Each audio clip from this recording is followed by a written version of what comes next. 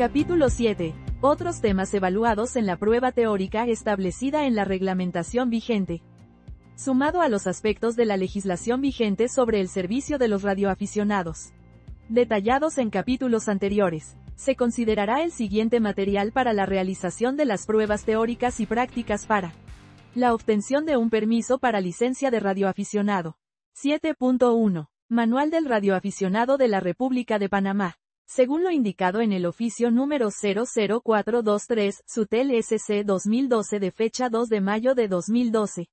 Mediante acuerdo 008-025-2012, el Consejo de la Superintendencia de Telecomunicaciones aprobó según lo indicado por la Dirección General de Calidad en el oficio número 01439 SUTEL DGC 2012.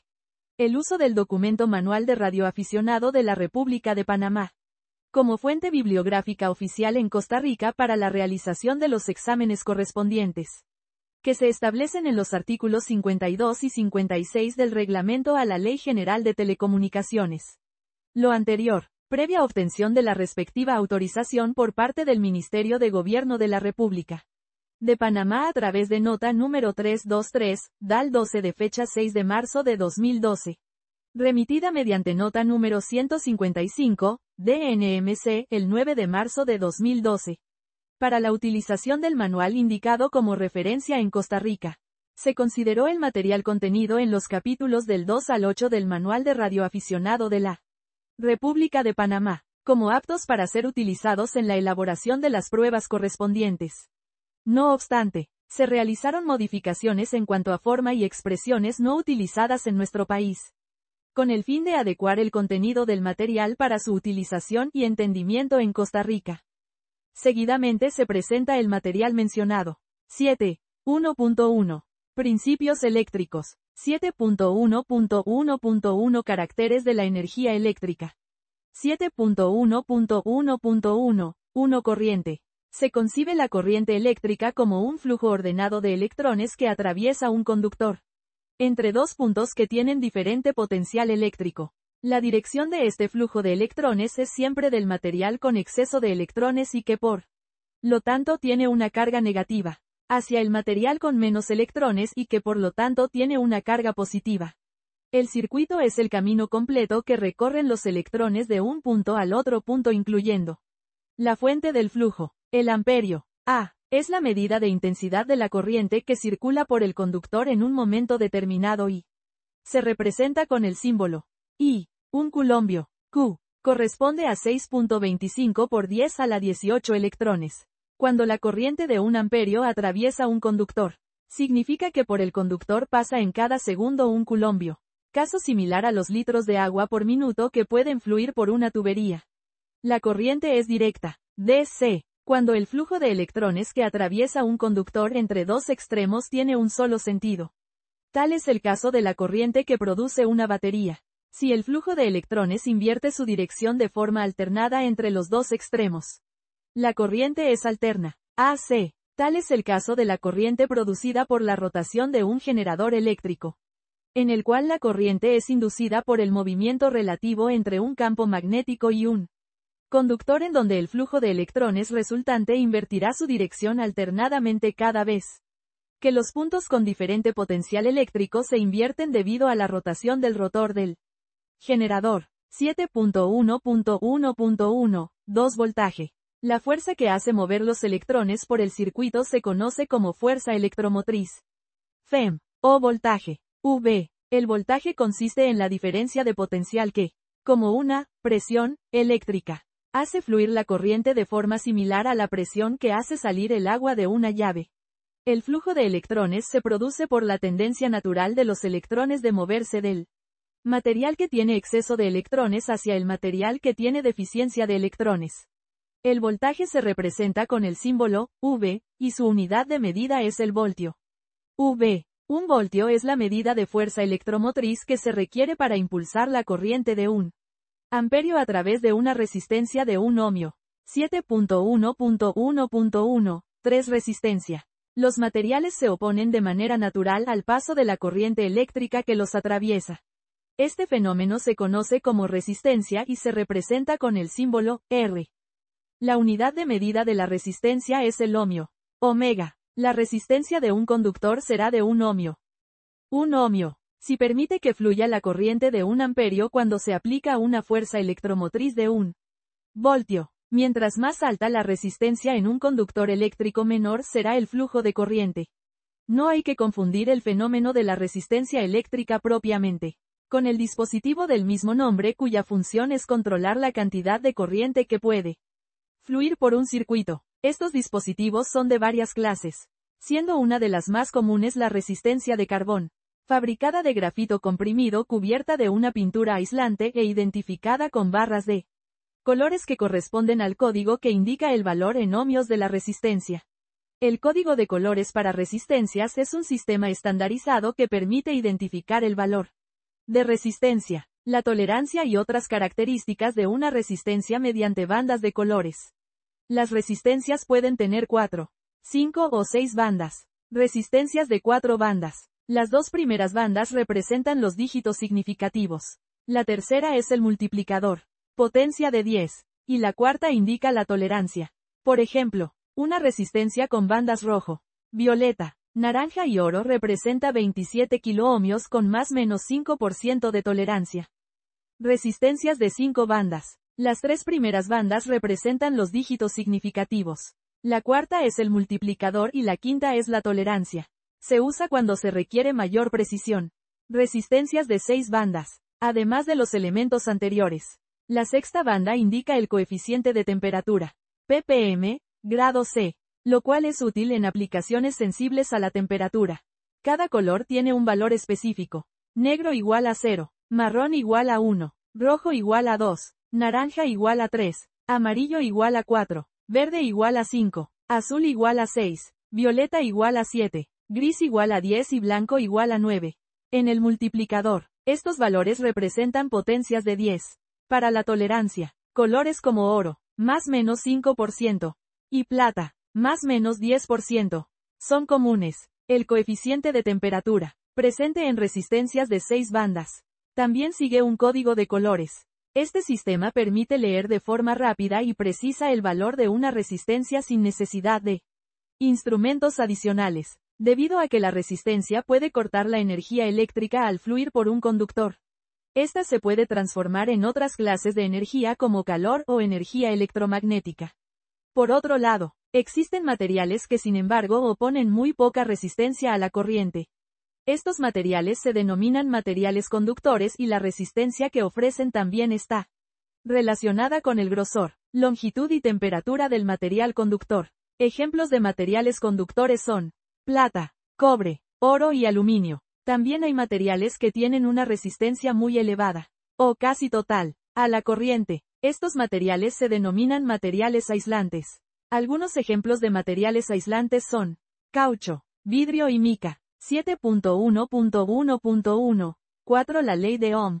Existe una relación entre la corriente, el voltaje y la resistencia, la cual se describe mediante la ley de Ohm. Su enunciado es el siguiente. La corriente, I, en un circuito es directamente proporcional al voltaje, V, e inversamente proporcional a la resistencia, R, I igual a VR. 7.1.1.1. 5. Potencia eléctrica. Al mover la carga eléctrica por el conductor se está realizando un trabajo. Este trabajo equivale a la potencia eléctrica, cuya unidad de medida es el watt y se expresa con el símbolo W. La potencia eléctrica, en watts, es la medida de trabajo que la fuerza electromotriz requiere realizar para hacer fluir los electrones por el conductor en un tiempo determinado. Por ejemplo, si una cantidad de electrones se mueve de un punto a otro en el tiempo de 1 minuto, se requerirá aplicar mayor potencia eléctrica para mover esa misma cantidad de electrones en el tiempo de 1 segundo. 1 vatio de potencia equivale al trabajo realizado en 1 segundo por una fuerza electromotriz de 1 voltio moviendo una carga de 1 coulombio. Su valor se obtiene por medio de las fórmulas siguientes cuyo resultado se expresa en vatios. P igual a V por I. 7.1.1.1. 6 circuitos eléctricos y sus componentes. A. Resistencias. Hemos expresado que las resistencias son dispositivos que se utilizan en los circuitos eléctricos para limitar el flujo de corriente en el circuito. Las resistencias pueden ser fijas o variables y su tamaño dependerá del material con que estén fabricadas. Los valores de las resistencias varían desde 1 ohmio a muchos megaohmios. A las resistencias variables también se les denominan potenciómetros. Los circuitos pueden emplear resistencias conectadas en serie o en paralelo o en ambas formas a la vez. Y conociendo los valores de cada una de las resistencias implicadas en el circuito, se puede calcular el valor resultante. El resultado total de las resistencias puestas en serie se calcula sumando el valor de cada una de las resistencias individuales. En el caso de resistencias en paralelo, el valor resultante será menor que la resistencia más pequeña del circuito y se calcula como la suma del inverso de las resistencias en paralelo, que será igual al inverso de la resistencia equivalente.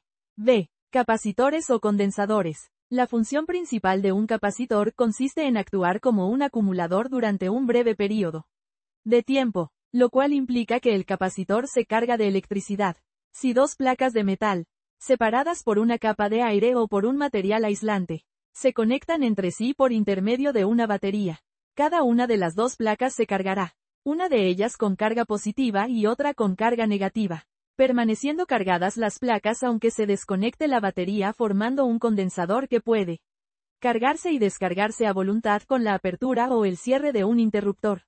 Por el material aislante que los componen, los capacitores pueden ser de aire, mica, cerámica, papel, plástico, electrolíticos, aluminio o tantalio. C. Inductores o bobinas. Los inductores consisten en bobinas de alambre de cobre formadas por un número definido de espiras o vueltas, cuyo diámetro determina el valor del inductor o la bobina. La función primordial de los inductores o bobinas es producir la inducción electromagnética.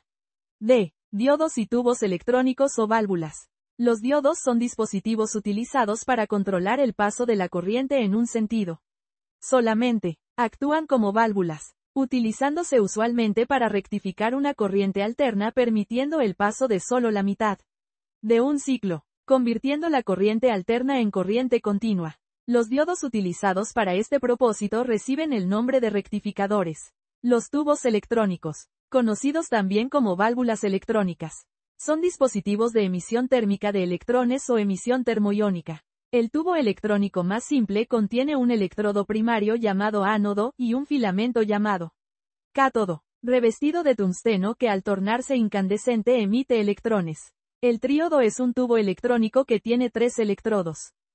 Transistores. El transistor es un dispositivo que realiza funciones similares a las de los diodos o de los tubos electrónicos. Sin embargo, el transistor actúa basándose en un principio diferente, ya que éste opera por la acción de las diversas capas de material semiconductor de que está compuesto, por razón de las diferentes capas de material semiconductor que integran a los transistores. Estos se pueden clasificar en transistores tipo NPN debido a que la capa central, llamada base, es de un material semiconductor tipo P, de carga positiva, mientras que las otras dos capas, llamadas colector y emisor, son de un material tipo N, de carga negativa. En cambio, en los transistores tipo PNP la base es de un material tipo N, mientras que el colector y el emisor son de material tipo P. 7.1.1.1. 7 diagramas de los circuitos.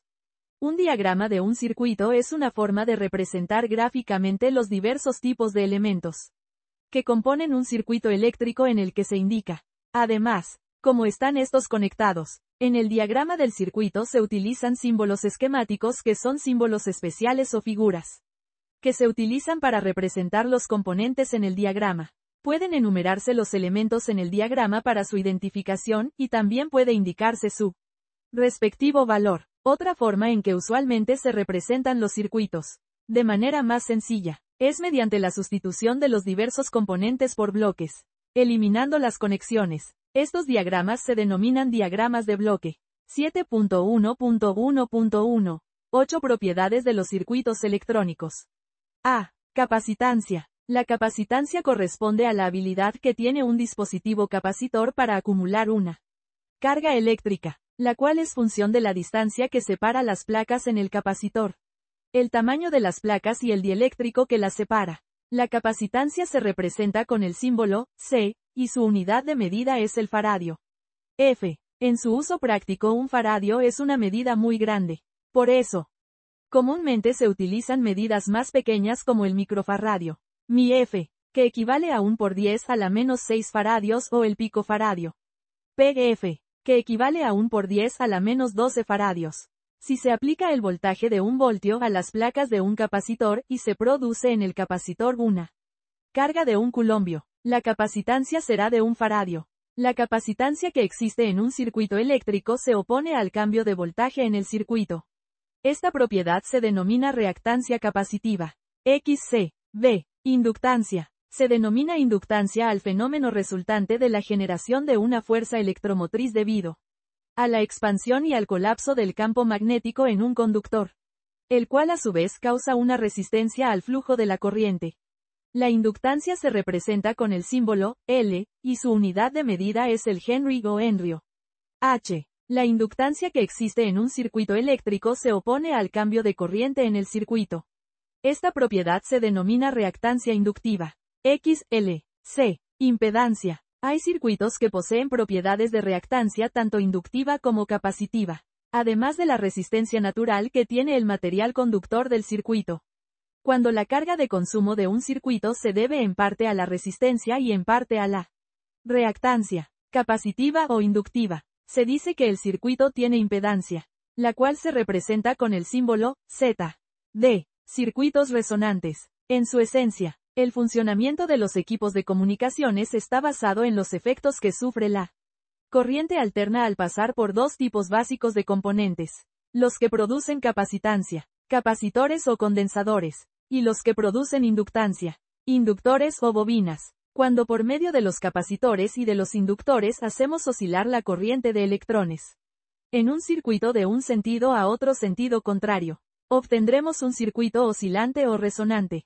Un circuito oscilante o resonante es como un péndulo o un trapecio que se mece a una velocidad casi constante. Las oscilaciones tienen una frecuencia natural, que son determinadas por la capacitancia y la inductancia del circuito.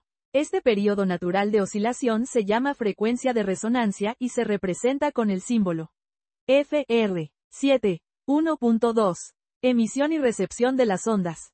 7.1.2.1 La onda y el campo electromagnético. 7.1.2.1. 1 Emisión de las ondas electromagnéticas. Siendo la radiocomunicación el resultado de una eficaz emisión y recepción de ondas electromagnéticas. Es preciso entender, aunque sea de forma breve, cómo se irradian estas ondas y cómo se trasladan desde nuestra antena hasta la antena del receptor. Ya hemos dicho que la energía aportada a un circuito puede transformarse en otras formas distintas de energía, como la electromagnética. Siempre que fluye una corriente eléctrica por un conductor se produce un campo electromagnético que rodea al conductor, cuya orientación será simétrica a la dirección del flujo de la corriente, y su intensidad y duración será proporcional a la de la corriente que fluye por el conductor. Al suspenderse el flujo eléctrico en el conductor, el respectivo campo electromagnético a su vez colapsa hacia el conductor, si debido a la acción de capacitores e inductores, que hacen oscilante o resonante el circuito, invertimos en este sucesivamente la dirección del flujo de electrones, con una velocidad suficientemente alta para exceder el tiempo que le toma colapsar el respectivo campo electromagnético que rodea al conductor. Cada vez que se invierta el sentido del flujo de electrones se producirá otro campo electromagnético, proporcional en intensidad al que existía antes, pero cuya orientación electromagnética será totalmente opuesta, lo que impedirá que el primero colapse totalmente hacia el conductor y, en cambio, será impulsado hacia el espacio en forma de onda electromagnética. Una antena es el ejemplo clásico de un circuito oscilante, que convierte la energía radioeléctrica que le entrega el transmisor en ondas electromagnéticas que son irradiadas hacia el espacio. 7.1.2.1. 2. El plano de la onda y la polarización. La onda electromagnética irradiada está compuesta por dos campos de energía, el campo eléctrico y el campo magnético. La energía de la onda se divide equitativamente entre estos dos campos, los cuales se expanden por el espacio perpendicularmente entre sí a 300 millones de metros por segundo, o sea a la velocidad de la luz. La onda se expande en el inmenso vacío del espacio como una esfera, en todas direcciones. Y llega el momento en que se puede representar como una superficie plana. Justamente como se representaría sobre el papel un mapa de la superficie de la Tierra. Este plano que representa la onda cuando se encuentra lo suficientemente alejada de su punto de origen se denomina plano de la onda. El plano de onda indica el sentido de la polarización de la onda conforme sea la dirección de las líneas que representan el campo eléctrico. La polarización es vertical porque el sentido del campo eléctrico es perpendicular a la Tierra. Si el sentido del campo eléctrico fuera horizontal, se dice que la onda está polarizada horizontalmente. En algunos casos, la polarización puede ser algo intermedio entre horizontal y vertical. Y en otros casos, la polarización no es fija, sino que rota continuamente. Cuando esto sucede, se dice que se trata de una onda polarizada elípticamente. 7.1.2.1. 3. Intensidad de campo. La fuerza de la onda electromagnética se mide en términos del voltaje que existe entre un punto de una línea del campo eléctrico y otro en el plano de la onda. La unidad de longitud es el metro y dado que usualmente el voltaje de una onda electromagnética es muy bajo, la medición es hecha en microvoltios por metro. Microvoltio por metro. Habrá ocasiones en que por razones prácticas el radioaficionado requerirá conocer la intensidad de campo de irradiación de su antena, ya sea para determinar la eficiencia o la dirección de la irradiación de la antena. Para ello utilizará un medidor de intensidad de campo o Field Strength Meter. 7.1.2.1. 4. Atenuación. Al atravesar el espacio, la intensidad de campo de una onda irá disminuyendo a medida que ésta se aleja de la antena que la irradia. Este fenómeno se conoce como atenuación de la onda. Si la intensidad de campo a 1 kilómetro del origen de la onda es de 100 microvoltios por metro, la intensidad a 2 kilómetros será 50 microvoltios por metro. Y a 100 kilómetros será de 1 microvoltio por metro, y así sucesivamente. La disminución de la intensidad del campo es causada por la dispersión de la energía al expandirse cada vez más la onda conforme se aleja de la fuente. En la realidad, la atenuación que sufre la onda de radio es mucho mayor, ya que ordinariamente la onda no viaja por un espacio libre de obstáculos o en línea directa de la antena emisora a la antena receptora. 7.1.2.1. 5. Longitud de onda. A la acción del electrón de atravesar completamente el circuito oscilante de una antena, de un extremo al otro y regreso, se le denomina ciclo. La cantidad de veces que el electrón atraviesa el conductor ida y vuelta en un segundo corresponde a los ciclos por segundo, que es la unidad de medida de la frecuencia. Hoy en honor a Heinrich Rudolf Hertz, la medida de la frecuencia se expresa en hercios. Hertz, lo que equivale a ciclos por segundos. Y sus exponentes decimales son los kilohercios, kHz, megahercios, mHz, y gigahercios, gigahertz. Existe una relación bien definida entre la frecuencia y la velocidad con que se propaga la onda electromagnética, siendo que la frecuencia de una onda es el número de ciclos completos que ocurren en cada segundo y que las ondas electromagnéticas se expanden hacia el espacio a la velocidad de la luz. O sea, 3 por 10 centos circunflejo 8 metros por segundo, y que esa velocidad es constante e invariable. Se puede derivar la distancia que existirá en un momento dado entre dos puntos correspondientes en planos de ondas consecutivos. Esa distancia se conoce como la longitud de onda y se representa con el signo griego lambda. Como la longitud de la onda solamente variará si varía la frecuencia y viceversa. La longitud de onda es inversamente proporcional a la frecuencia. A más alta frecuencia, menor será la longitud de onda. Y a más alta longitud de onda, más baja la frecuencia. Lambda igual a c dividido entre f, donde lambda es la longitud de la onda en metros, c es la velocidad con que se desplaza la onda y f es la frecuencia en hercios del movimiento ondulatorio. La longitud de la onda se mide en metros, aunque las ondas muy cortas pueden medirse en centímetros y hasta milímetros. El espectro electromagnético. El espacio en donde coexisten las ondas electromagnéticas se denomina el espectro electromagnético. Y para la generación de ondas electromagnéticas son necesarias frecuencias que van desde algunos miles de hercios, hertz, hasta los gigahercios, gigahertz. Los rangos de frecuencia que componen el espectro electromagnético son radiofrecuencia, RF, que va desde los 3 kHz hasta los 300 GHz. La luz infrarroja que va desde los 300 GHz hasta los 4.3 por 10 a la 14 Hz. La luz visible que va desde los 4.3 por 10 a la 14 Hz hasta los 1 por 10 a la 15 Hz. La luz ultravioleta que va desde los 1 por 10 a la 15 Hz hasta los 6 por 10 a la 16 Hz. Los rayos X que van desde los 6 por 10 a la 16 Hz hasta los 3 por 10 a la 19 Hz y los rayos gamma que van desde los 3 por 10 a la 19 Hz hasta los 5 por 10 a la 20 Hz. Las ondas de radio, denominadas radiofrecuencia, RF, con respecto a su longitud de onda se pueden clasificar en ondas miriamétricas o VLF, frecuencias muy bajas, que van desde los 3 kHz hasta los 30 kHz. Ondas kilométricas o LF, frecuencias bajas, que van desde los 30 kHz hasta los 300 kHz. Ondas hectométricas o MF, frecuencias medias, que van desde los 300 kHz hasta los 3000 kHz. Ondas decamétricas o HF, frecuencias altas, que van desde los 3 MHz hasta los 30 MHz.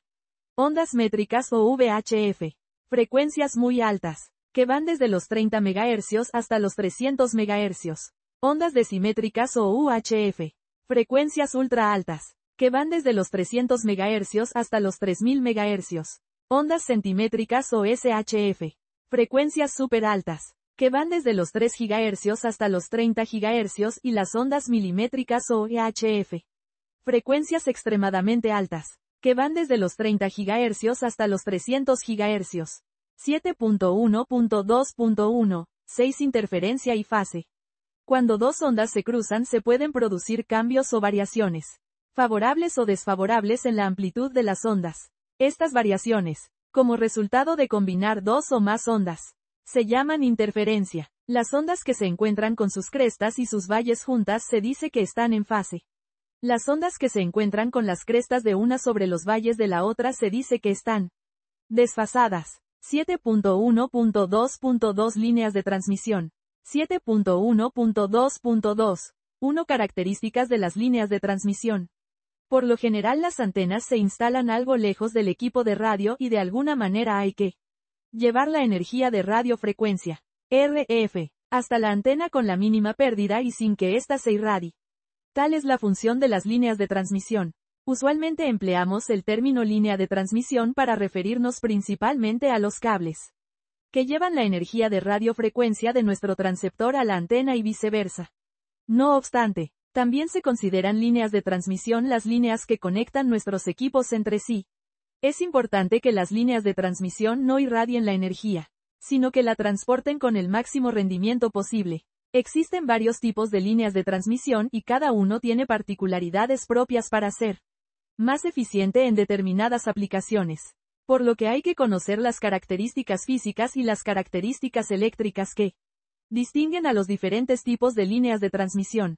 De acuerdo a las características físicas, las líneas de transmisión pueden ser paralelas o bifilares y coaxiales, clasificadas según la forma en que están dispuestos los conductores que la integran. Las líneas paralelas o bifilares están conformadas por dos conductores paralelos e independientes. Este tipo de línea presenta algunas ventajas e inconvenientes. Los campos electromagnéticos que generan los conductores iguales y paralelos se anulan entre sí, evitando que la línea irradie y, siendo el aire el dieléctrico que aísla los conductores, tienen mínimas pérdidas. Sin embargo, las líneas paralelas son más difíciles de instalar y son afectadas por los objetos metálicos cercanos, además de ser capaces de causar interferencia o de captar ruidos del entorno.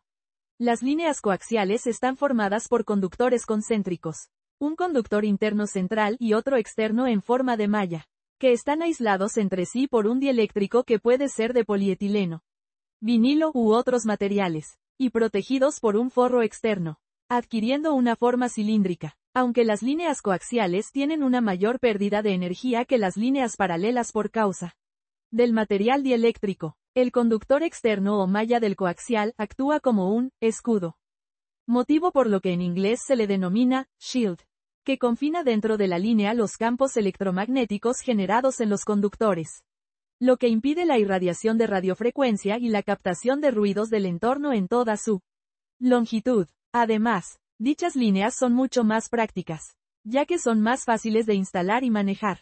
De acuerdo a las características eléctricas, las líneas de transmisión pueden ser líneas balanceadas o líneas desbalanceadas, clasificadas conforme esté equilibrado el factor de impedancia existente en los conductores que la integran. Las líneas paralelas son líneas de transmisión balanceadas, lo cual implica que el factor de impedancia de cada uno de los conductores que la integran es similar. En cambio, los coaxiales son líneas de transmisión desbalanceadas en virtud de que el conductor concéntrico o malla del coaxial es de mayor volumen que el conductor central del coaxial, por lo que es imposible que ambos conductores tengan el mismo factor de impedancia. Al acoplar una línea coaxial para alimentar una antena balanceada, como por ejemplo, un dipolo, que reparte la carga de forma pareja entre sus dos ramales iguales, se produce en el coaxial un efecto de desbalance que hará fluir una corriente neta de regreso por la parte externa de la malla del coaxial, produciéndose una irradiación no deseada en el mismo coaxial. La solución para cancelar esta corriente neta es intercalar entre la línea coaxial y la antena balanceada. Dipolo, un dispositivo denominado balloon, cuyo nombre proviene de la contracción de las palabras en inglés balanced unbalanced. Existen tres factores de importancia que inciden en el funcionamiento eficiente de la línea de transmisión: la impedancia característica de la línea, el factor de velocidad y la pérdida por atenuación. El primer factor es el de la impedancia característica de la línea de transmisión. Todas las líneas de transmisión presentan cierto factor de impedancia denominada impedancia característica, representada con el símbolo Z0, la cual es determinada por la geometría propia de la línea. Las características: el diámetro de los conductores que la componen y el material del dieléctrico que los separa, cuyo valor se halla en función de la autoinductancia que se produce en la línea y de la capacitancia de la misma. La fórmula de la impedancia característica de una línea de transmisión, Z0, es la raíz cuadrada del cociente entre L y C, donde L es la inductancia de la línea y C es la capacitancia de la línea. Cuando se conoce la línea de transmisión, la carga para el transmisor será la impedancia que le presenta la línea de transmisión. Impedancia que, en circunstancias normales, será la impedancia característica, Z0, que posee la línea. Generalmente las líneas paralelas presentan una impedancia característica dentro de un rango que va de 100 ohmios a 600 ohmios y las líneas coaxiales dentro de un rango que va de 30 ohmios a 100 ohmios. Una línea de transmisión solamente presentará su impedancia característica cuando en su terminación exista una carga que tenga una impedancia igual. Por ejemplo, un cable coaxial con una impedancia característica de 50 ohmios presentará al transmisor esa misma impedancia solo si está conectado en su otro extremo a una antena cuya carga le presente a la línea una impedancia similar de 50 ohmios. La línea de transmisión conectada al transmisor debe tener el mismo factor de impedancia que el existente en el terminal de salida del transmisor, así como también debe ser igual a la impedancia existente en el punto de alimentación de la antena.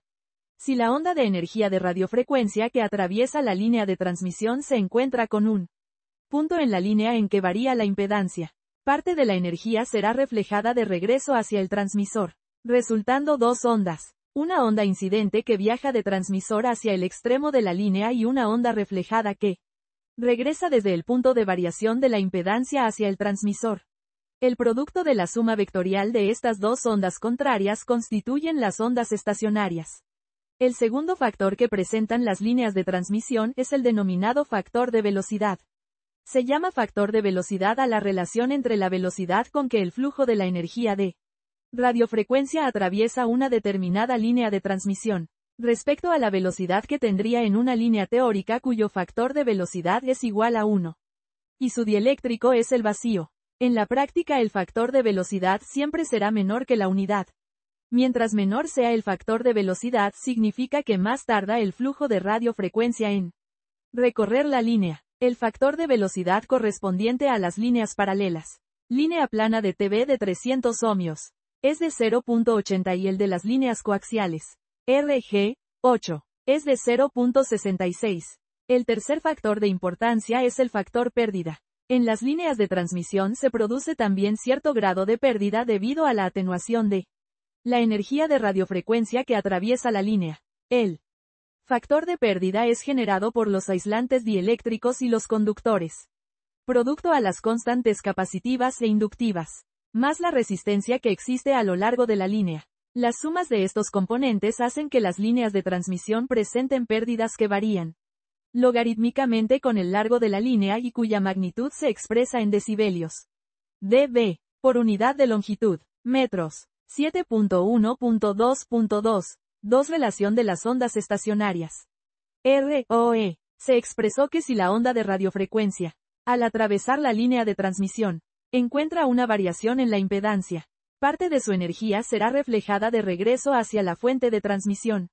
Esta energía de vuelta que fluye a través de la línea en sentido contrario, en forma de onda reflejada, se suma vectorialmente a la onda incidente, produciendo las ondas estacionarias. La relación entre los valores máximos y mínimos de voltaje y de corriente de radiofrecuencia en la línea se denomina relación de ondas estacionarias, ROE, o, en inglés, Standing Wave Ratio, SWR, comillas, y constituye una medida de relación del desajuste entre la impedancia de la línea de transmisión y la carga, antena, en una línea de transmisión perfectamente equilibrada, en impedancia, en el extremo de la carga, antena, la onda de radiofrecuencia compuesta por el voltaje y la corriente, será constante en toda la longitud de la línea, fluyendo en un solo sentido a todo lo largo hasta llegar a la antena, donde será totalmente absorbida para ser irradiada. Sin embargo, si la impedancia de la línea no está perfectamente equilibrada con la de la antena, entonces, parte de la energía regresará por la línea, produciéndose una interferencia entre las ondas que avanzan por ella hacia la antena y las que vienen de regreso, dando lugar a una onda estacionaria a todo lo largo de la línea, haciendo radiar a esta última la cantidad de radiofrecuencia que será reflejada y la que será absorbida por la antena para ser irradiada es determinada por el grado de desajuste de impedancia existente en la línea de transmisión, debido a las ondas estacionarias. La impedancia característica de la línea de transmisión ya no será igual en todos los distintos puntos de la línea de transmisión. En algunos puntos de la línea la resultante del encuentro entre la onda incidente y la onda reflejada resultará en un aumento de energía y en otros de disminución, afectando la relación voltaje-corriente. La impedancia resultante en cualquier punto a lo largo de la línea corresponderá a la relación existente entre el voltaje y la corriente. Ese punto. Es muy importante la medición del nivel de ondas estacionarias existentes en la línea de transmisión. Aun cuando casi todos los transceptores modernos constan de un circuito de protección que reduce la potencia de transmisor frente a la presencia de ondas estacionarias. Para ello el radioaficionado debe tener siempre en su estación un aparato medidor de ondas estacionarias, o SWR meter. 7.1.2.3 Antenas. Se debe advertir de antemano que el tema de las antenas es de por sí muy extenso y de desarrollo bastante complejo. En esta sección solo se tratarán de forma somera los principios básicos que intervienen en la operación eficiente de las antenas y se describirán algunos de los tipos más comunes de antenas usados por los radioaficionados. 7.1.2.3. 1. Características de las antenas. La resonancia y longitud. Las antenas son circuitos oscilantes cuyo propósito es irradiar o recibir las ondas electromagnéticas, por lo que el diseño de las mismas está dirigido principalmente a que éstas irradien la mayor cantidad de energía o reciban la mayor energía posible para una frecuencia determinada. Las características de una antena son iguales, ya sea que se use para transmitir o para recibir, por lo que se puede afirmar que una buena antena en transmisión será también una buena antena en recepción. Una antena es eficiente cuando todas las características eléctricas de la antena están en un perfecto estado de balance para una frecuencia de trabajo determinada. Frecuencia de resonancia, por lo que circula la mayor cantidad de corriente en la antena. Una antena en ese estado se dice que está resonante en esa frecuencia de trabajo. No obstante, en el rendimiento de la antena influyen ciertos factores, como las dimensiones de la antena, la impedancia, la altura, la ubicación, entre otros. Un circuito resonante actúa como un péndulo donde oscilan valores determinados de corriente y voltaje a lo largo del mismo. La antena es un circuito oscilante en la que la resonancia está determinada por la frecuencia de la Oscilación de los distintos valores de corriente y voltaje a lo largo de la antena en relación con la longitud de la misma. Es comparable con el rebote continuo de una pelota de básquetbol en donde la frecuencia, el impulso que recibe la pelota, para mantener el rebote constante es relativo a la altura desde la cual la hacemos rebotar. Existe una relación entre la resonancia de la antena y la longitud eléctrica del conductor con respecto a la longitud de onda de la frecuencia de trabajo. La fuerza del campo electromagnético irradiado por la antena dependerá de la longitud del conductor irradiante y de la magnitud de corriente que fluye por el mismo. Mientras más cantidad de corriente fluya por el conductor, mayor será el campo electromagnético irradiado, y existirá mayor cantidad de corriente cuando la antena es resonante en la frecuencia de trabajo. Una antena será resonante para una frecuencia determinada. Frecuencia de trabajo, cuando su longitud física se acomoda a un ciclo del recorrido completo de la carga eléctrica de un extremo al otro de la antena y de regreso.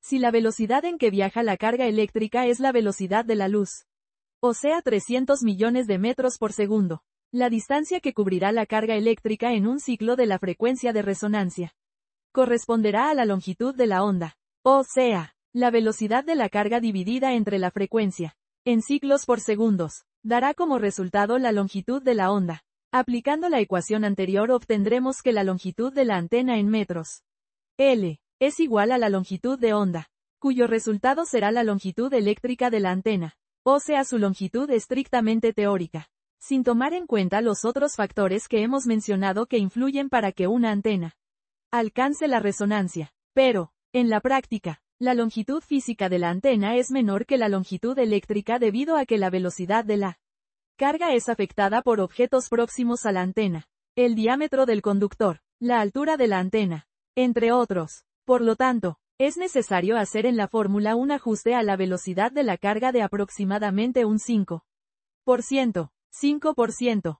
para obtener la longitud física de la antena. Como en un ciclo la carga atraviesa el circuito 2 veces, ida y vuelta, la longitud física mínima del conductor para que la carga viaje una distancia equivalente al largo de una onda será de la mitad. Por lo tanto, la longitud física mínima de una antena para que sea resonante será de media longitud de onda. Como la velocidad de la carga siempre será la misma, solamente hay dos alternativas para hacer resonante una antena. Uno siendo fija la longitud de la antena. Hay que ajustar la frecuencia para encontrar la resonancia. 2 siendo fija la frecuencia. Habrá que ajustar la longitud del conductor para hacerlo resonante a esa frecuencia. 7.1.2.3 2. Distribución de la corriente y el voltaje en la antena. La impedancia. La fuerza del campo electromagnético irradiado por una antena depende de su longitud y de la magnitud de la corriente que fluye por la misma, por lo que es deseable que circule por la antena la mayor cantidad de corriente posible. Y existirá la mayor cantidad de corriente cuando la antena es resonante. Si se miden los valores de la corriente y de voltaje en diferentes puntos a todo lo largo de la antena, observamos que la corriente, intensidad, y el voltaje, tensión, se contraponen a todo lo largo del conductor y que habrá mayor corriente en los puntos correspondientes a un cuarto de onda y sus múltiplos impares. La impedancia de la antena es el resultado de la relación entre el voltaje y la corriente existente en cualquier punto de la misma. La relación existente entre el voltaje y la corriente en un punto determinado de la antena determinará la impedancia que presenta la antena en ese punto. Si alimentamos la antena en la frecuencia correspondiente a su resonancia, la impedancia de la antena coincidirá con la resistencia de radiación, la cual consiste en una resistencia ideal o ficticia en la que será mayor el campo electromagnético irradiado. En ese punto de alimentación, tendremos un máximo de corriente creada por la potencia entregada, la cual será disipada por la antena. Como la impedancia de la antena guarda estrecha relación con la magnitud de la corriente que la atraviesa, tendremos el máximo de impedancia en los extremos de la misma en donde existen los mínimos de corriente y el máximo de voltaje. Si se alimenta a la antena en este punto, se dice que la antena está alimentada en voltaje. Cuando la antena es alimentada en un punto de máxima corriente y mínimo voltaje, la impedancia será menor y en este caso se dice que la antena está alimentada en corriente. La impedancia es un factor que se encuentra en todos los circuitos en donde existen reactancias capacitivas, reactancias inductivas y resistencia. Por lo tanto, el factor de impedancia también existe en la antena, en la línea de transmisión y en nuestro equipo de radio, por lo que todos estos elementos del sistema deben acoplarse. 7.1.2.3. 3 Ancho de banda de una antena. Consiste en la escala de frecuencias en que puede funcionar una antena sin que ésta sobrepase una magnitud determinada de relación de ondas estacionarias que surja en la línea de transmisión. 7.1.2.3. 4 características de irradiación de las antenas.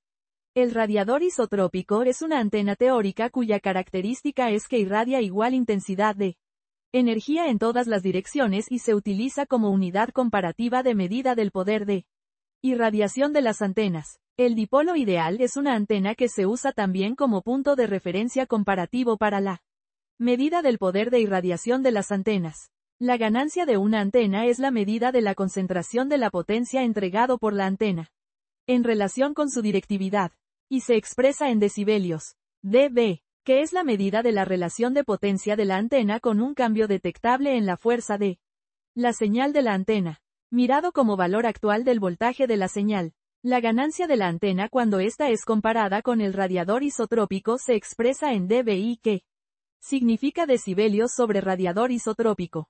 La ganancia de la antena cuando es comparada con el dipolo ideal se expresa dBd, que significa decibelios sobre el dipolo ideal.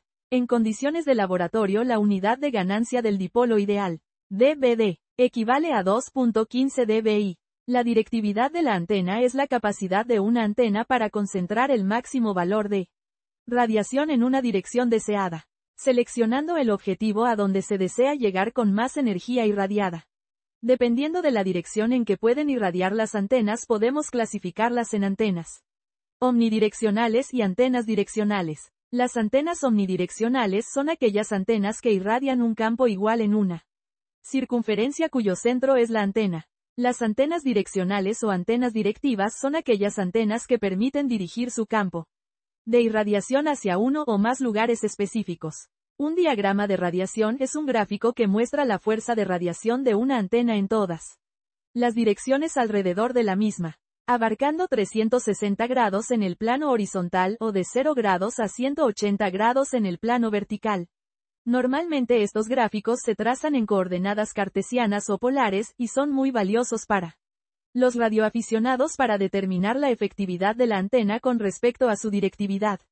El ángulo de radiación y la relación pecho-espalda, front to back, de la antena. El diagrama de radiación azimutal nos señala la dirección en que irradia la antena. Por lo tanto, el azimut es ángulo en el plano horizontal medido con respecto al norte en sentido de las manecillas del reloj. Además, indica la relación pecho-espalda, front to back, de la antena que viene siendo la relación entre el lóbulo principal de irradiación y el lóbulo opuesto. El diagrama de radiación de elevación nos señala el ángulo de radiación. El ángulo de radiación de la antena es el ángulo sobre el horizonte con respecto al eje del lóbulo principal de radiación. Este ángulo es muy importante para lograr mayores distancias de salto, pero hay que tomar en cuenta que la altura de la antena sobre el suelo, la polarización y la frecuencia de funcionamiento afectan el ángulo de radiación. De acuerdo con la posición del elemento radiador, las antenas pueden ser verticales u horizontales. Las antenas verticales son antenas cuyo elemento radiador se encuentra en posición vertical. La polarización de su campo eléctrico es vertical. Son antenas prácticas por el hecho de que no requieren un espacio físico horizontal de tamaño considerable y ofrecen un ángulo de irradiación bajo sin requerir mucha altura. El patrón de irradiación de las antenas verticales es omnidireccional. Para que funcionen las antenas verticales requieren de una tierra muy efectiva en conducción. Sin embargo, el plano de tierra puede ser sustituido mediante conductores radiales que, haciendo las veces de un plano artificial, liberarán a la antena de la tierra pudiendo ésta ser elevada. A este tipo de antena se le conoce como ground plane. Como la impedancia que presenta una antena vertical es de solo 36,5 ohmios, ya que corresponde a la mitad de una antena dipolo cuya impedancia teórica es de 73 ohmios. Para alimentar la antena vertical con un cable coaxial hay que elevar esa impedancia a por lo menos 50 ohmios, que es la impedancia del coaxial. Eso se logra inclinando los radiales en aproximadamente un ángulo de 30. Las antenas horizontales son antenas en las que su plano de radiación es horizontal paralelo al suelo. En estas el campo eléctrico es horizontal. Las más comunes son la antena dipolo. Es la antena más sencilla de construir y la más popular. Para el cálculo de la longitud de una antena dipolo se estima la mitad de la longitud de onda de la frecuencia de operación. Un ejemplo del diseño de una antena dipolo de media onda puede hacerse con el cálculo de un elemento para operar en la frecuencia de 14.250 MHz.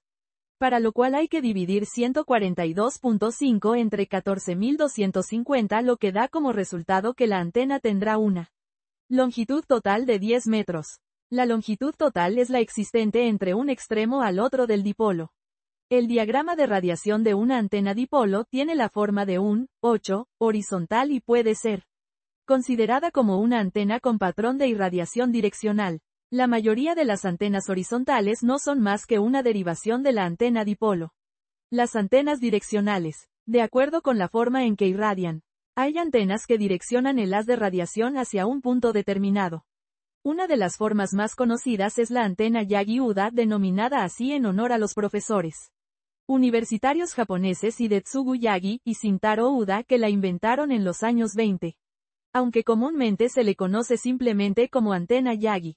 Como modelo típico de antena direccional, consiste en un dipolo que actúa como elemento radiador principal, conjuntamente con un elemento reflector y un elemento director con el propósito de orientar la máxima potencia de energía transmitida en la dirección deseada. Las antenas parabólicas son antenas que poseen forma de parábola, diseñadas para concentrar el haz de radiación por medio de la reflexión y obtener así una gran ganancia. Consisten básicamente en un reflector de forma parabólica, en cuyo punto focal se instala el elemento radiante. Este tipo de antena se utiliza para las comunicaciones por medio de satélites y en las comunicaciones con microondas. 7.1.2.4 Modulación. Para que pueda existir comunicación no es suficiente que la antena irradie. También es necesario introducir en la onda electromagnética información o sentido inteligente. Este proceso se conoce como modulación. Para ello la onda electromagnética que se transmite es modulada o adaptada de tal forma que la misma contenga un mensaje. Hay diferentes tipos de modulación. CW significa Continuous Wave, u onda continua, que equivale a la transmisión de una señal portadora de onda continua, la cual es interrumpida a un ritmo determinado correspondiente al código Morse. Puntos y rayas. Esta modulación se divide en dos subgrupos. A1 que consiste en la emisión CW por interrupción de la portadora. A2 que consiste en la emisión CW por modulación en tono de audio. AM significa amplitud modulada, y consiste en un tipo de emisión en el que la amplitud de la onda portadora varía con la misma amplitud que la voz humana. Es la modulación más utilizada históricamente y es la usada por la radiodifusión. Técnicamente se le designa como A3. Este tipo de modulación consta de dos bandas laterales, cada una con el mismo ancho que la moduladora y resto de la portadora. Se transmite la misma señal en dos frecuencias diferentes, más un tono fijo que no lleva información, lo que supone un derroche de ancho de banda y de potencia. SSB significa Single Sideband, que equivale a banda lateral única. Blue es en realidad un subgrupo de la modulación AM. Consiste en eliminar la portadora y una de las bandas laterales. Para ello es necesario un filtro muy selectivo. El ancho de banda es el mismo que el de la moduladora, por lo que no se desperdicia potencia ni anchura de banda. En el aparato receptor se mezcla la señal recibida con la de un oscilador que la desplaza a frecuencias bajas para que sea audible. Es el modo más utilizado por los radioaficionados por su reducido ancho de banda. Técnicamente la modulación en SSB se designa como A3J. Existen algunas variantes de esta modalidad según cuál sea la banda suprimida. USB significa Upper Sideband, o banda lateral superior cuando es suprimida la portadora y la banda lateral inferior. LSB significa Lower Sideband, o banda lateral inferior cuando es suprimida la portadora y la banda lateral superior. Banda lateral con portadora suprimida cuando solo se suprime la portadora. FM significa frecuencia modulada. La modulación de la señal se hace con la frecuencia, sin cambiar su amplitud. Se caracteriza por su alta calidad, sin embargo su ancho de banda es grande. Técnicamente se le designa como F3. SSTV. Significa, Slow Scan Televisión, o televisión de barrido lento. Este tipo de emisión permite emitir imágenes que se completan cada 8 segundos ocupando tan solo un ancho de banda de 2.7 kHz. Técnicamente se le designa como F5. ATV. Significa, Amateur Televisión, o televisión de aficionados, y corresponde a la emisión de señales de televisión normal, en blanco y negro, colores y sonido. Por la gran anchura de banda que ocupa se utiliza su transmisión en VHF. Técnicamente se le designa como A5. RTTY. Significa, Radio Teletype, o radio teletipo técnicamente denominado F1, y consiste en la emisión de un formato denominado Baudot, el cual representa caracteres en series de 5 bits, los cuales a su vez integran marcas 1 y espacios 0. Técnicamente se le designa como F1. En el campo de los modos digitales existen otros formatos o protocolos de emisión RTTY como el TOR, Telex over Radio, AMTOR, Packet, FSK, ASC y PSK. 7. 1.3. La propagación de las ondas. 7.1.3.1 Clases de ondas. Las ondas de radio que emanan de las antenas se pueden clasificar de acuerdo a la manera en que éstas se trasladan de la antena transmisora a la antena receptora. En ondas troposféricas o de tierra. Son aquellas ondas cuya trayectoria entre la antena transmisora y la receptora se realiza a nivel del suelo o cercana a la superficie terrestre, siguiendo la curvatura del planeta. Ondas directas o visuales. Son aquellas que viajan por el aire un poco más alto que las ondas terrestres y van directamente de la antena emisora a la antena receptora. Su trayectoria es susceptible de ser afectada por obstáculos naturales, cerros, montañas, etc., o estructuras artificiales. Este tipo de onda se utiliza para las comunicaciones a relativamente corta distancia en VHF y UHF. Ondas ionosféricas o espaciales. Son aquellas que superan la línea del horizonte viajando hacia arriba y reflejándose en la ionosfera. Estas son las ondas que se utilizan para las comunicaciones a grandes distancias en HF. 7.1.3.2 La propagación de las ondas. Las ondas electromagnéticas se propagan a través del espacio gracias al movimiento oscilatorio de sus campos eléctricos y magnéticos y no requieren de ningún medio sólido para trasladarse. Por eso pueden propagarse incluso en el vacío. Las ondas ionosféricas o espaciales son las que se utilizan para los comunicados a mayor distancia. Son irradiadas por la antena hacia la atmósfera casi a la velocidad de la luz. Y, dependiendo de la frecuencia y otros factores, la onda puede ser reflejada hacia tierra y llegar a la antena receptora o ser reflejada nuevamente por a la tierra hacia la atmósfera para, dando uno o más saltos, llegar finalmente a la antena receptora. Esta propiedad existente en la atmósfera de actuar como un reflector de las ondas de radio es debida a los cambios causados por las radiaciones solares en la estructura de los átomos de oxígeno e hidrógeno que se encuentran en distinta densidad en las diferentes capas de la atmósfera. Efecto que se denomina efecto ionizante del Sol, que consiste en el desprendimiento de electrones producto de la excitación de los átomos por los rayos ultravioletas del Sol, lo cual causa una ionización en las diferentes capas de la atmósfera, cuya carga eléctrica afecta el campo electromagnético de la onda, repeliéndola o desviándola de su trayectoria. Gracias al nivel de ionización existente en las diferentes regiones o capas de la atmósfera es posible la comunicación más allá del horizonte. La atmósfera de la Tierra está dividida en varias regiones de distinta densidad atómica, superpuestas, y su altura total llega hasta los 600 kilómetros. La troposfera es la región más cercana a la Tierra y alcanza una altura aproximada de 10 kilómetros. En esta capa es donde se produce la propagación de las ondas de VHF, UHF y superiores. La estratosfera se encuentra a una altura de entre los 10 kilómetros a 50 kilómetros. Dentro de esta se encuentra la famosa capa de ozono. La ionosfera se encuentra por encima de 50 kilómetros y llega hasta 650 kilómetros de altura aproximadamente. Es la más importante para la propagación de las ondas HF. Se denomina ionosfera porque en esta región existe la mayor cantidad de iones libres. La ionosfera a su vez se subdivide en 3 capas de acuerdo a su nivel de ionización. La capa D, la cual se encuentra a una altura de entre 50 kilómetros a los 80 kilómetros.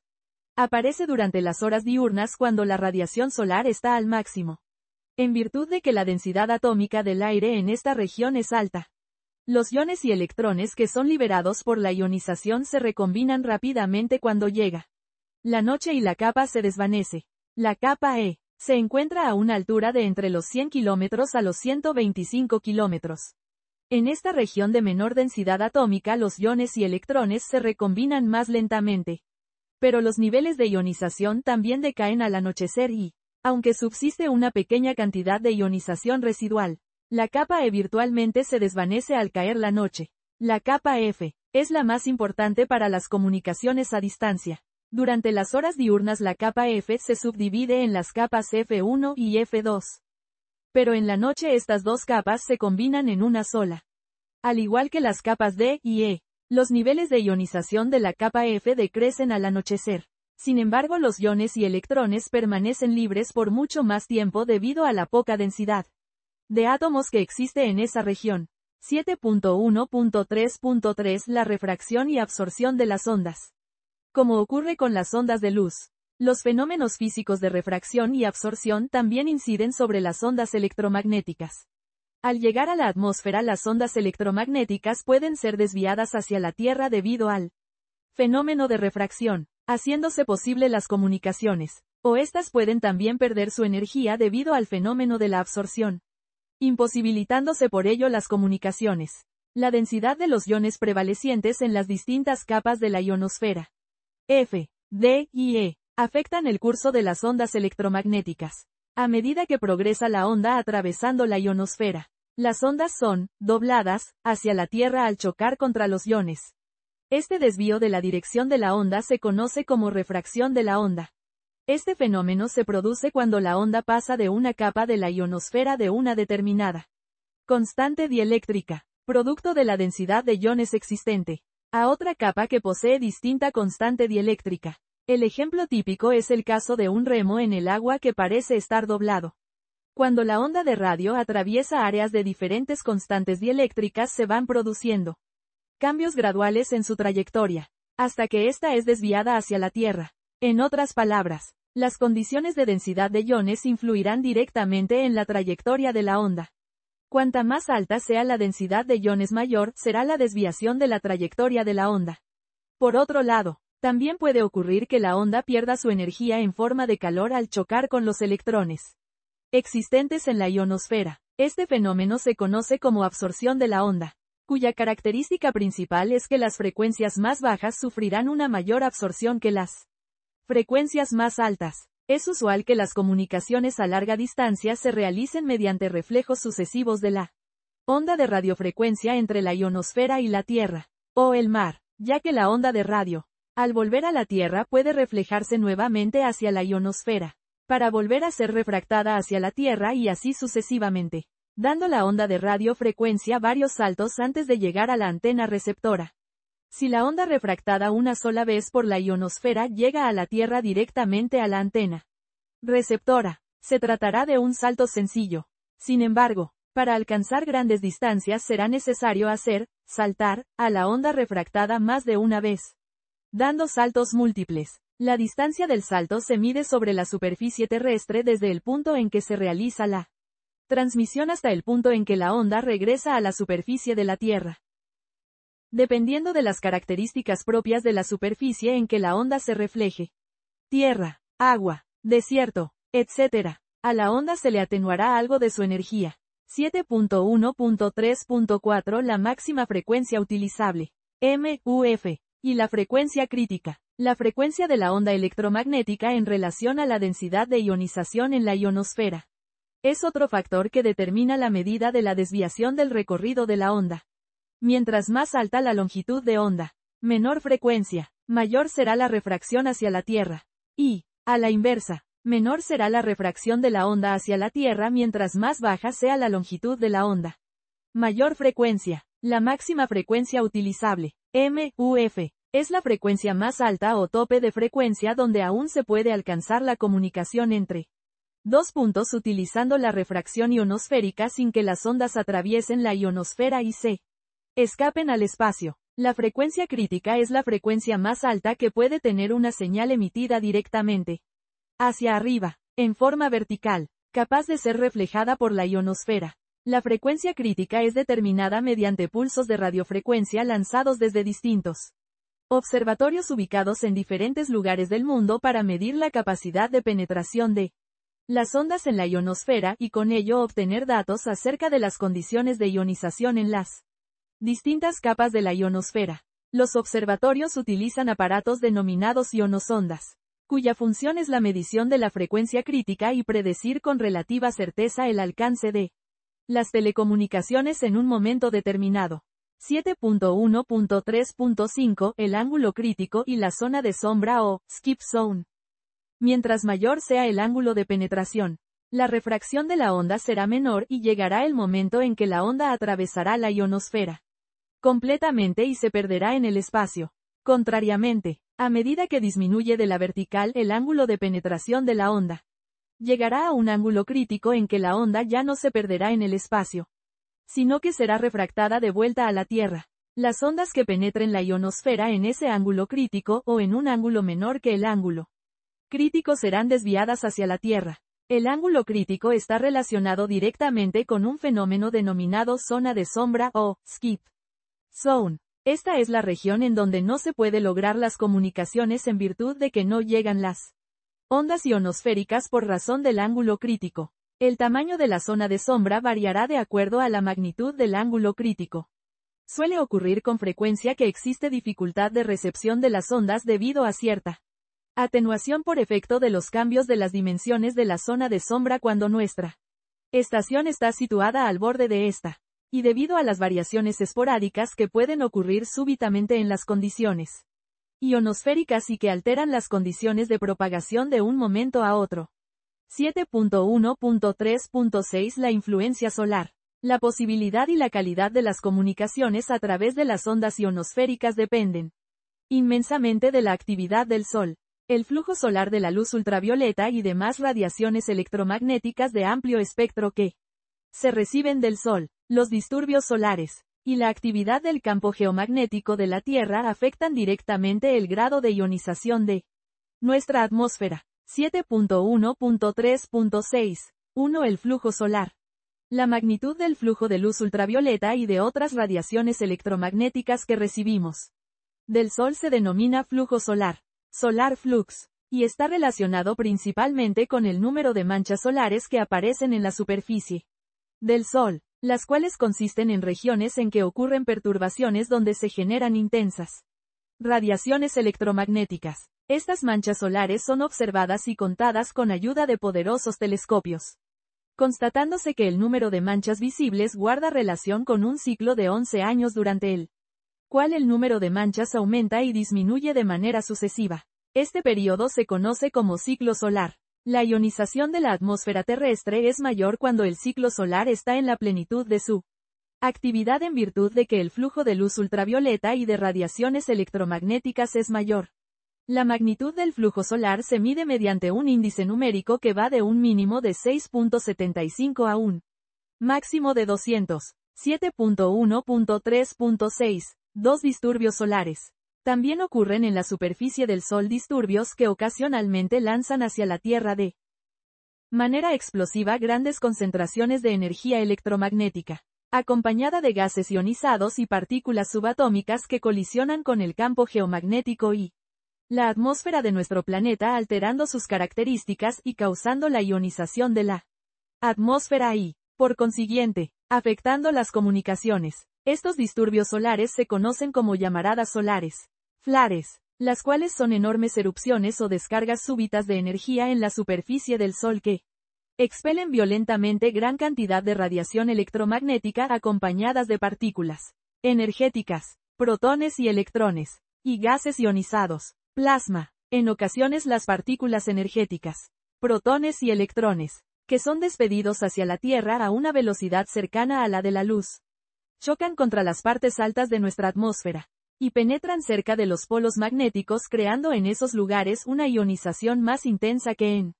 otros lugares de la Tierra. Este fenómeno se conoce como evento de absorción de las capas polares o PCA, y da origen a las auroras boreales o australes. Igualmente, la expulsión de nubes de gases ionizados, plasma, que son lanzadas por el Sol al espacio también alcanza la Tierra trastornando el campo geomagnético de nuestro planeta y provocando las tormentas geomagnéticas que también afectan las comunicaciones. Después de producirse una llamarada solar, las comunicaciones vía ionosfera se afectan de diferentes e impredecibles formas. Incluso llegan a desaparecer a medida que aumenta la intensidad de la perturbación. Este último fenómeno se denomina desvanecimiento o fade out, el cual puede durar de unos pocos minutos hasta algunas horas. 7.1.3.7 Actividad geomagnética. La alteración del campo geomagnético que rodea nuestro planeta incide sobre el grado de ionización de la atmósfera. De ahí la importancia de determinar con cierta medida la actividad del campo geomagnético de la Tierra. Para ello se utilizan dos índices. El índice A, el cual consiste en un índice numérico del 0 a 400 que indica la actividad del campo geomagnético dentro de las últimas 24 horas. Generalmente las mejores condiciones atmosféricas para las comunicaciones serán cuando el índice correspondiente al flujo solar es alto y el índice geomagnético A es bajo, ya que significa que hay mayor ionización y menor actividad geomagnética. El índice K guarda similitud con el índice A, siendo también una medida de la actividad del campo geomagnético, pero dentro de las últimas 6 horas. El índice K se expresa con un número del 0 al 9, el cual se obtiene mediante cálculos cuasi logarítmicos de explicación bastante compleja. La estación del Instituto Nacional de Estándares y Tecnología, WWV, transmite boletines de información acerca de la actividad solar, los disturbios solares y otras predicciones de propagación cada 18 minutos pasada la hora. En las frecuencias 2.5 MHz, 5 MHz, 10 MHz, 15 MHz y 20 MHz. Pueden obtenerse mayores detalles en la página web http://www.nist.gov. 7. 1.4. La estación del radioaficionado. 7.1.4.1 Los equipos de la estación de radioaficionados. Existe una gama bien amplia de equipos para integrar una estación de radioaficionados. Algunos son de naturaleza imprescindible, como son principalmente el transceptor y las antenas. Otros son instrumentos accesorios, algunos importantes y otros menos, que ayudarán al radioaficionado para un mejor desempeño de su actividad. El transmisor, el receptor y las antenas indudablemente son los equipos básicos de toda estación de radioaficionado. No obstante, para la efectividad de las operaciones que realiza el radioaficionado con su estación, la antena juega un papel de cierto modo preponderante frente al transmisor y al receptor, ya que por más sofisticado que sea nuestro equipo nada lograremos con una pésima antena. También hasta cierto punto podemos catalogar como equipo imprescindible la fuente de poder la cual utilizamos para suministrar de energía eléctrica a los aparatos transceptores facilitando corriente directa y reduciendo el voltaje de la red casera, rectificándolo y filtrándolo hasta obtener un voltaje continuo y estable. Muchos modelos de transceptores incluyen una fuente de poder interna. Se pueden catalogar como necesarios el micrófono que transforma nuestra voz en señales eléctricas, las cuales son moduladas por el transmisor y el manipulador telegráfico o llave de telegrafía que actúa cerrando un circuito para generar los pulsos cortos y largos que componen el código Morse. Existen otros equipos y accesorios que, aunque no son de naturaleza vital para la operación del radioaficionado, facilitan mucho la actividad, y aunque no son esenciales, tienen ciertas funciones de importancia en la estación.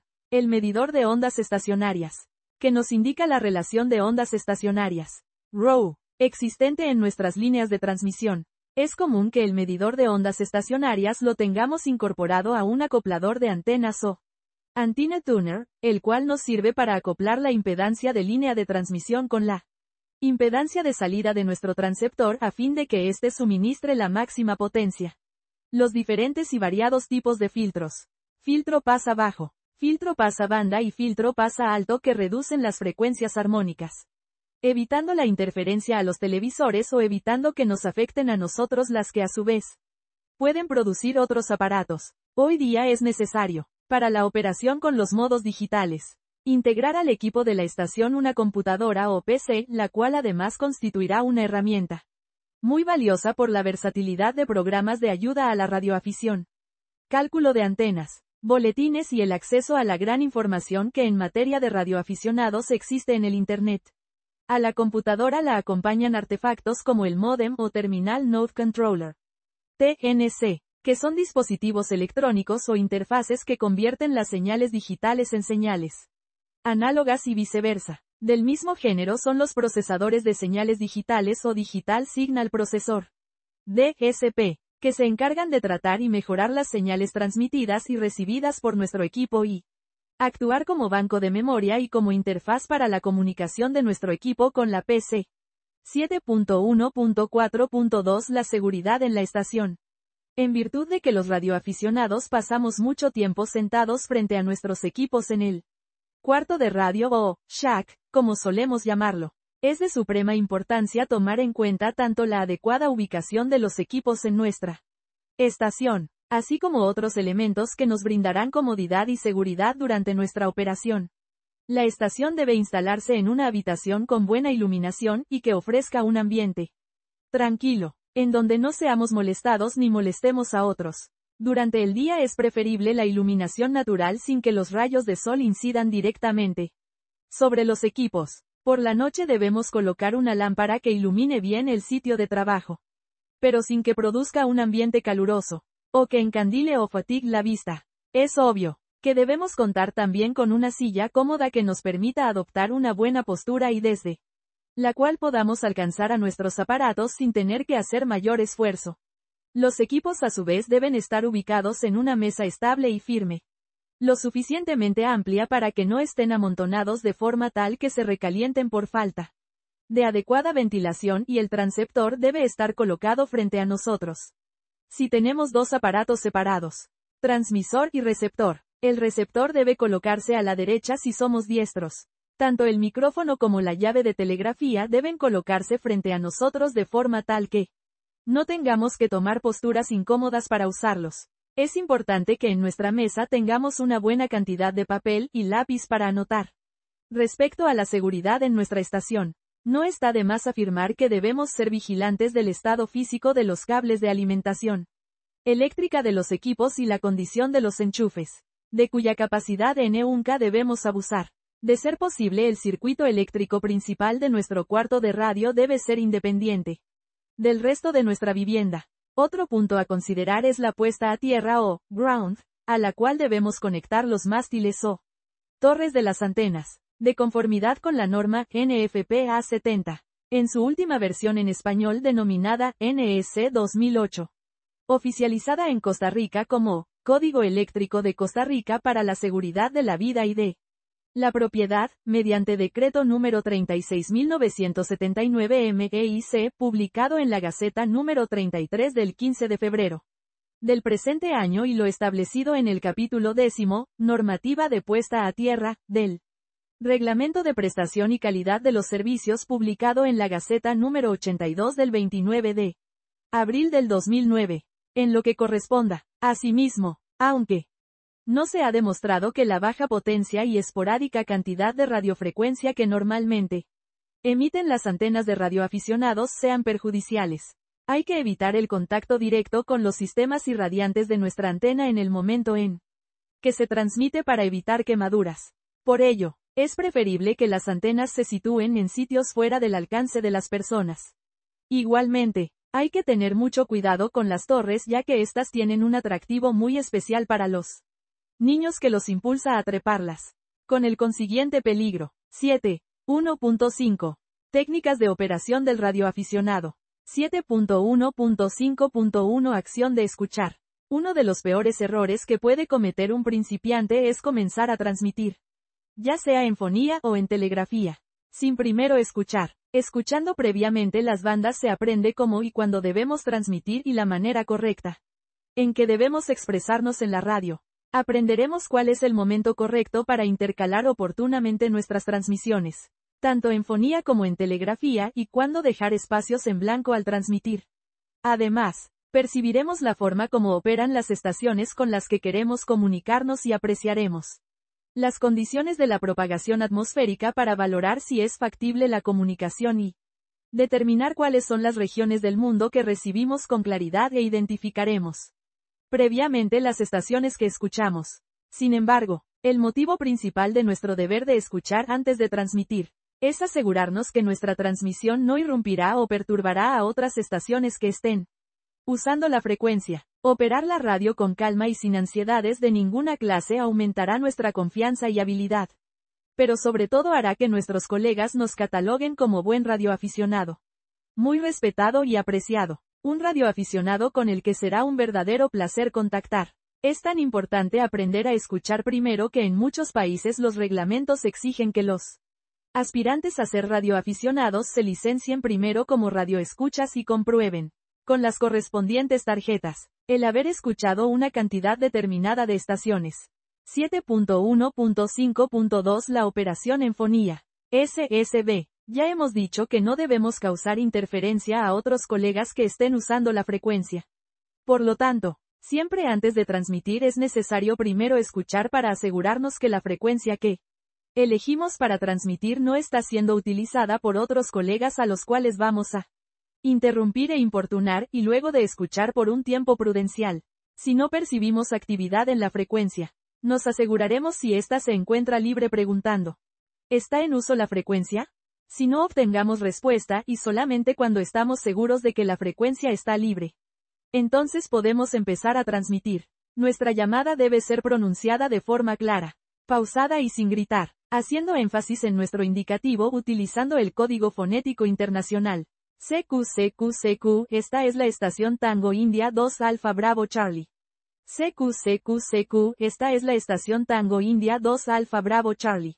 CQ, esta es la estación Tango India 2 Alfa Bravo Charlie. Que llama y queda atenta. Es muy probable que tengamos que repetir la llamada varias veces porque no siempre recibiremos una respuesta a nuestra primera llamada. Por lo tanto, entre llamada y llamada hay que dejar el espacio suficiente para dar un tiempo prudencial a fin de que nos contesten. Un buen operador nos contestará dando su indicativo en el código fonético internacional. Supongamos que la estación OH2BH contesta nuestra llamada. Oscar Hotel 2 Bravo Hotel de Tango India 2 Alfa Bravo Charlie. Gracias por contestar a mi llamada. Su señal es 59. Mi nombre es Juan y mi ubicación es la ciudad de San José en Costa Rica. Oscar Hotel 2 Bravo Hotel de Tango India 2 Alfa Bravo Charlie. Hay que recalcar que es necesario pronunciar bien y hablar en tono moderado. Aunque no utilicemos exactamente las palabras que aparecen en el ejemplo anterior.